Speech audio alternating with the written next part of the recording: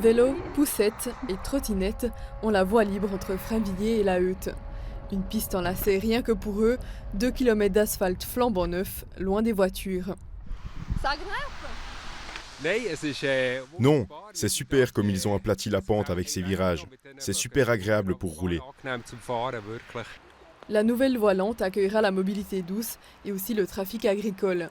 Elle ouvre officiellement le 29 mai. En attendant, le public a droit à un tour de chauffe ce samedi.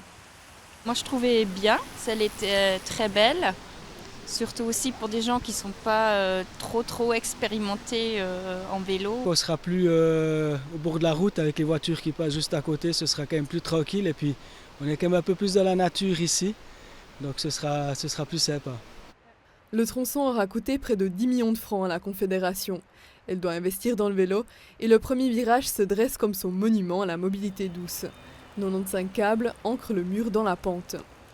C'est assez impressionnant que pour une piste cyclable, pour la mettre en sécurité, il faut des ouvrages de tel genre, mais ça c'est important. Si on veut faire une piste cyclable, on peut pas avoir une pente trop grande, alors il fallait faire un grand virage.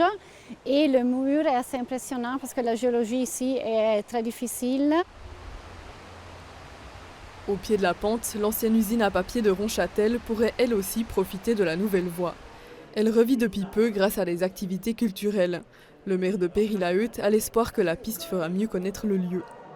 Je pense que cette voie peut encore apporter le nom du col qui va passer de Frainvilliers jusqu'à Ronchâtel. Et là, on devra peut-être sortir le nom du col de cette route. Vous avez déjà une idée ? On n'a encore pas d'idée, mais on va y réfléchir. Dans un monde idéal, Swiss Cycling aurait imaginé une piste uniquement pour les cyclistes. Au moins, la fédération y a gagné une meilleure liaison entre le plateau et la montagne. Le Jura bernois est un paradis pour les cyclistes. Jusqu'à maintenant, c'était assez dangereux et peu attractif de rouler de Bienne à Péry. Cette route entre Frainvilliers et Péry est un super début.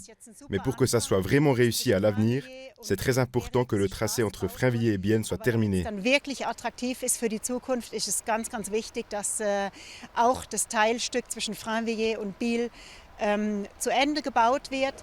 La Confédération planche déjà dessus.